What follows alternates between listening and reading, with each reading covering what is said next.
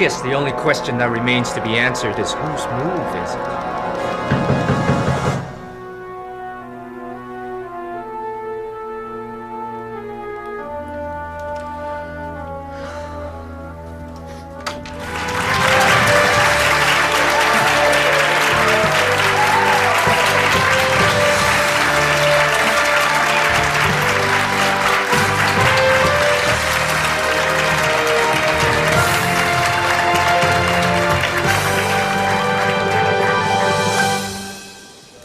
Our next award honors excellence in the field of investigative journalism. Speaking of investigating, I'd really like to investigate what's underneath your skirt later. I don't think that will ever happen, because you're so ugly that I would never fuck you.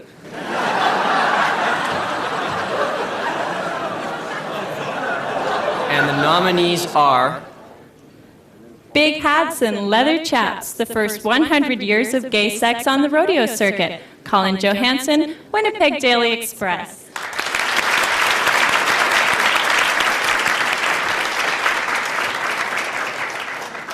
The fix is in. Corruption behind the scenes at the 749th E. Robinson Award for Journalism. Virginia Nelson, St. John Weekly.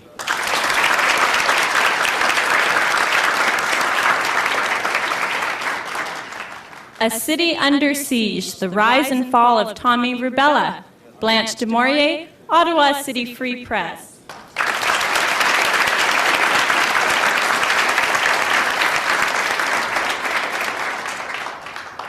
And the winner is...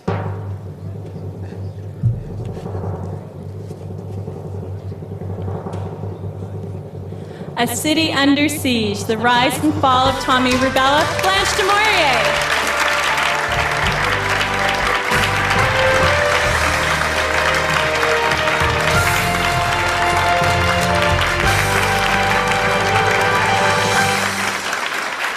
Wow, I never expected this. I don't know where to start. I guess I should start at the beginning by saying that none of this would ever have been possible if it weren't for my good friend, ex-detective, Serge Lacroix. Stand up, Serge.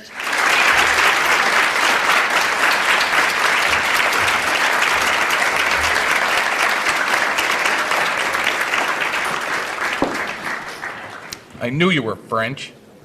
Serge was the one who first made me aware of a man named Tommy Rubella.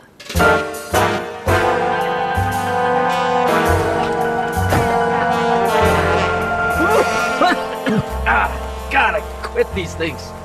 Hey, Serge. What happened here? Rookie, some guy got in over his head with the wrong people. Which people? Oh, forget it. You're too eager to break a big story. You'll make a mistake and end up like that guy.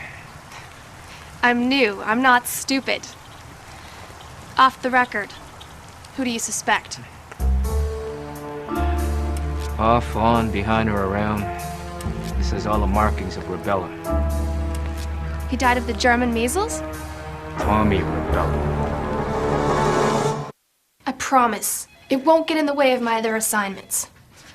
I know I can get a great story out of this, Roz. One that will put this paper on the map. Little did I know that Roz was already working for Tommy. I just can't believe you're this stupid. You shut your cake hole and listen to me. She's the best damn investigative reporter we've had around here in years. And if she wants to investigate your business affairs, you'd better take heed. Fine, we'll play it your way. For now. But I reserve the right to kill her.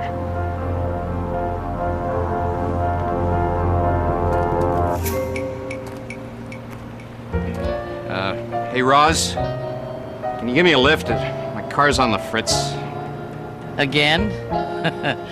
It's time you got a better mechanic, Tommy. Tommy's car problems are what led him to the topless garage where Debbie Hitler was working to help pay her way through medical school. It was love at first sight for Tommy. It was also the biggest mistake he ever made.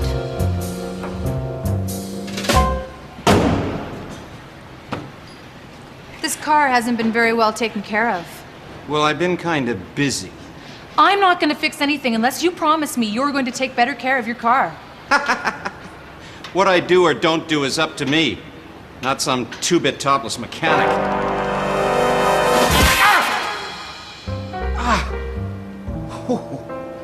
You've got some backbone for a pre-med topless mechanic. I haven't met many women with the nerve to stand up to me. I haven't met a man worth bowing down to yet. That includes you. Hey, what time do you get off work? I'd like to take you to dinner. You know that Polynesian place down on 4th Avenue? Oh, yeah. Well, there's a Chinese restaurant 9.5 miles southwest of it. I'll meet you there tonight at 8 o'clock. Can we make it 8:30? 8 o'clock it is then. Bye. It was a quick romance that led straight to the altar. But what Tommy didn't know is that while he was marrying Debbie, there was a woman across town giving birth to his child. You're gonna pay for this, Tommy Rubella. Mark my words. So that's when Jasmine hatched the plan to blackmail Tommy. But Tommy's a smart businessman, so he turned the tables and made her a better offer.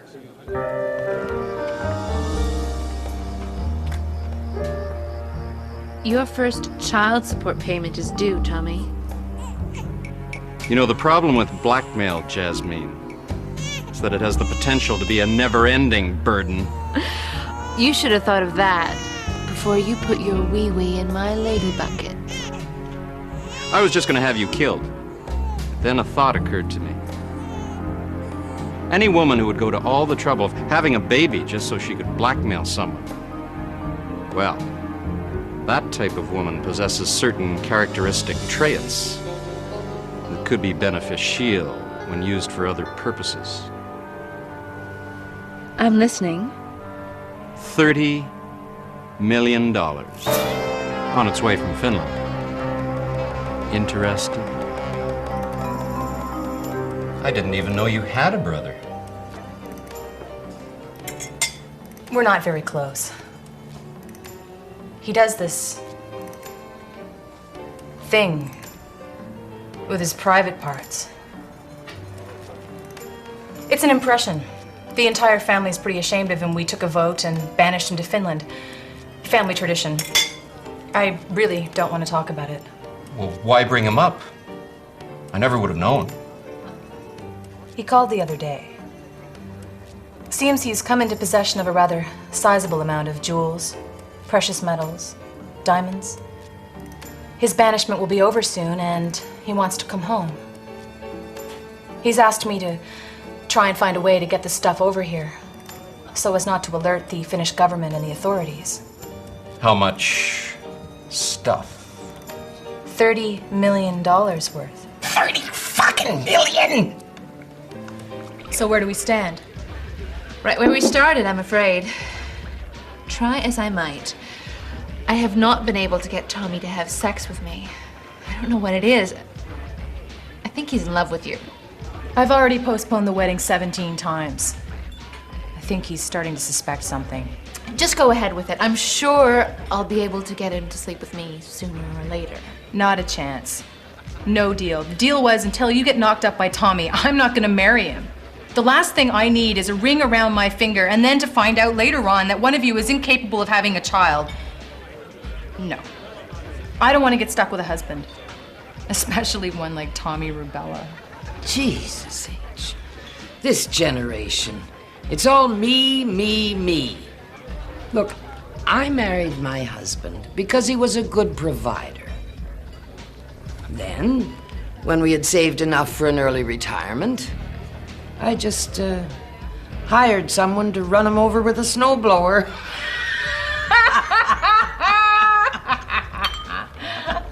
You told me Daddy died of a slow, debilitating disease. Well, you were young. I wanted to spare your feelings.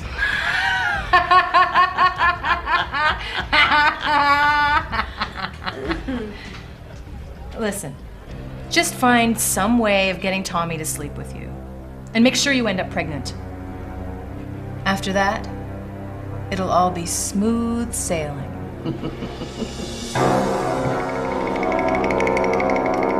While that was going on, I was at a dead end. That's because while I thought Roz was helping me, it turned out she was actually playing me for a fool and making sure I never got close to Tommy. That probably would have been the end of it, if my good friend Serge hadn't been transferred to the undercover unit. I've been transferred to organized crime. Undercover. Word on the street was Rubella was looking for a hitman to take care of some of his problems. We've already got some guy inside his Northwest Territories operation. He pulled some strings, and I'm going in.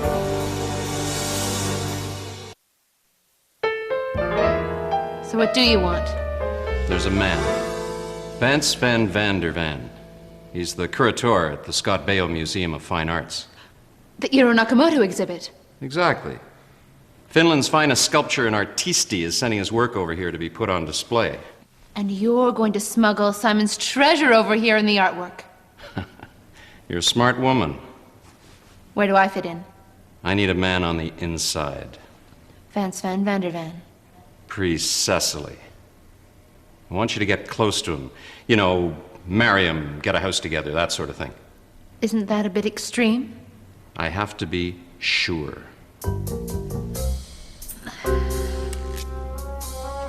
Okay. I'll do it on one condition. You and I go find a hotel right now and have sexual relations.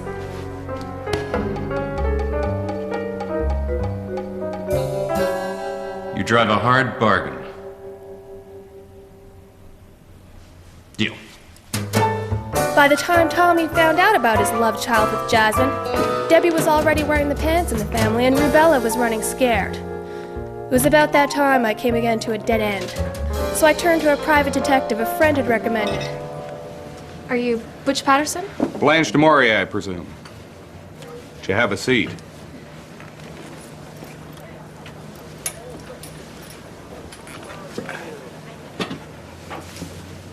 So what can I do for you, Miss de Maurier?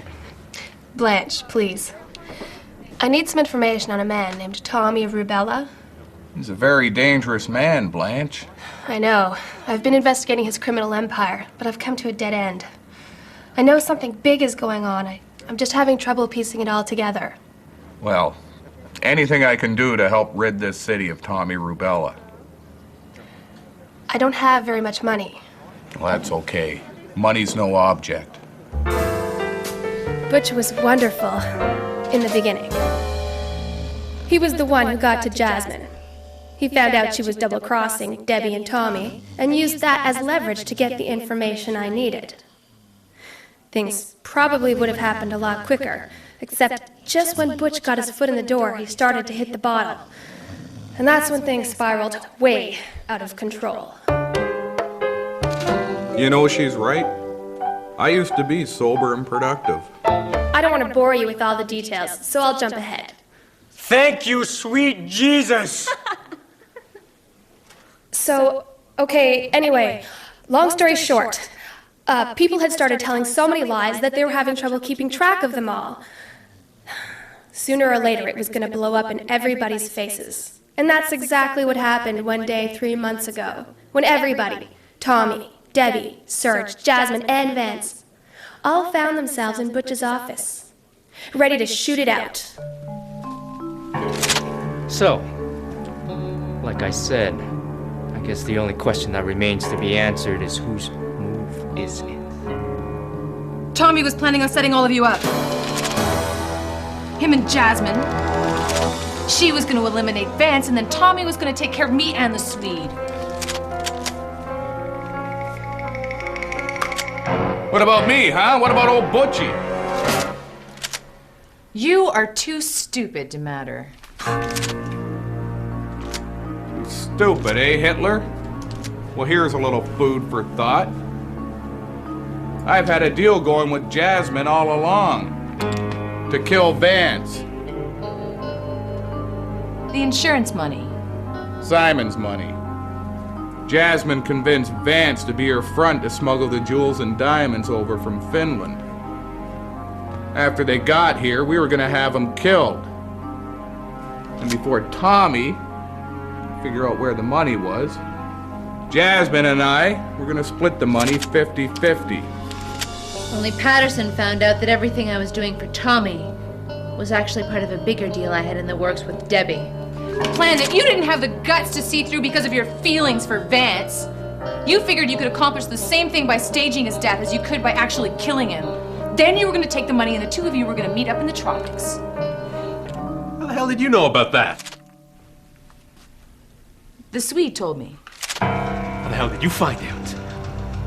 Blanche de Maurier. There was no way Blanche could have known all of this on her own. She didn't. I told her.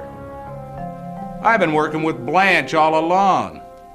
Long before our little dinner date, Debbie. Before our little deal, Jasmine.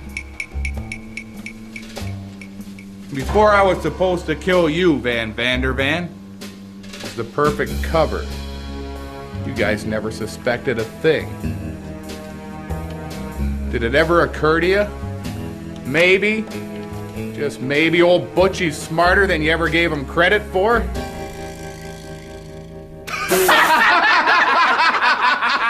Not for a second. Nope. Well, all things being equal, it seems there's still one question unanswered. Where's Simon's money? And how's it gonna be divvied up? It's 2 questions, Tommy. Holy shit, tabernacle!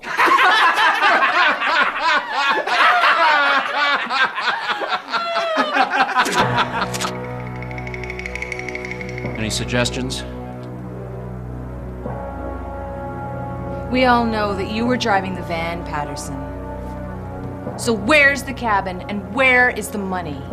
30 million 5 ways is still a lot of money. There's 6 of us, honey. Oh, merciful mother of heaven!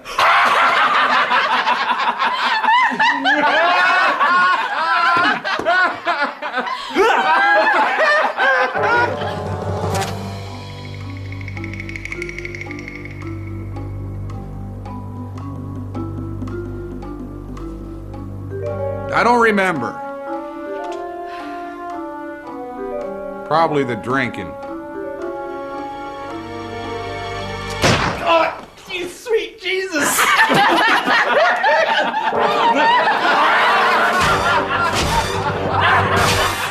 Let death come now! You've got 10 seconds, Patterson. And that's all the time you've got.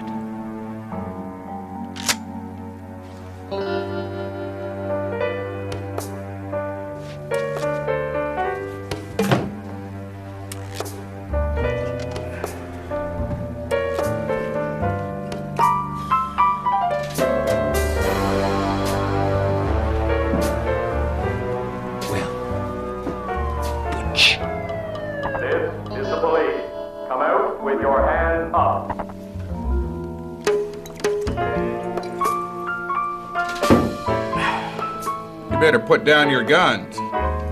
These aren't the local cops, Tommy. They're not on your payroll.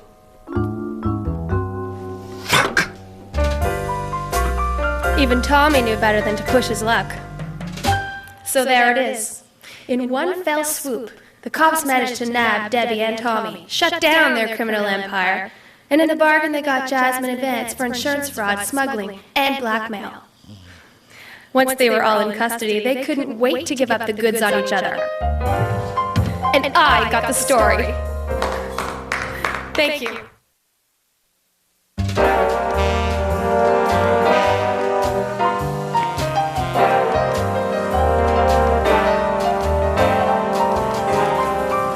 Well, thanks again, guys. Take care, Blanche. I'm gonna call it a night. But I'll see you tomorrow. Wouldn't miss it, Blanche.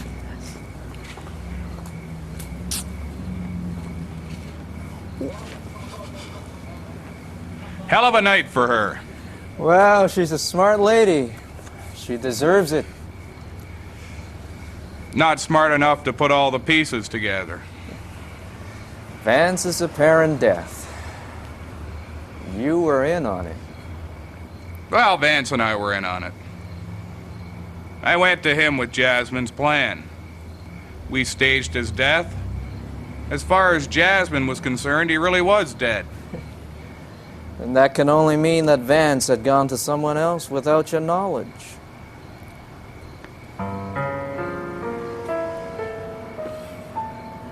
That someone else should be in jail for a very long time.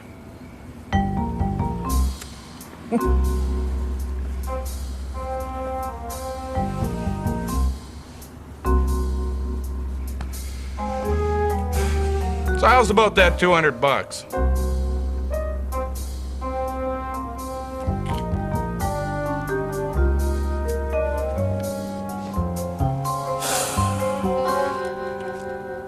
How did you know it was me? Well, I didn't up until now. Now that I do know,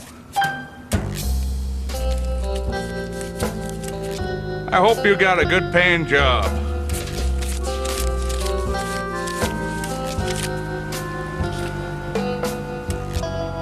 I got the money, idiot. Why don't you piss off? This isn't over, Patterson.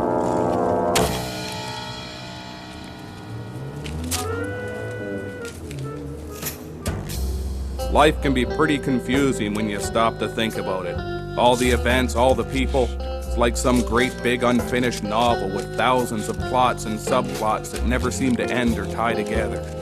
Maybe it's just not worth thinking about at all.